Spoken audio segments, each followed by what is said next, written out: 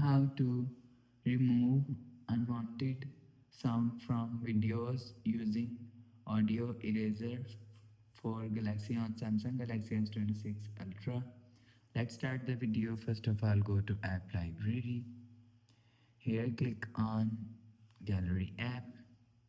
After click on Gallery app, click on Folder and select Video. After select Video, click on this Edit icon. After click on Edit icon and click on this Audio icon. If you want to erase audio, click on Audio Erase.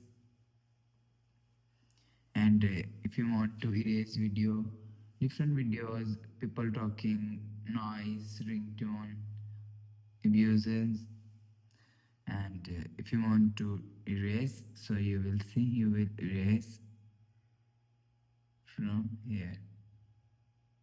After erase,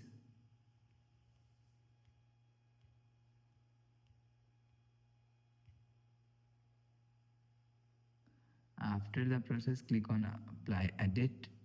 After the process, click on save copy, and you will see unwanted sound is removed on your video. After the process, go back to home screen.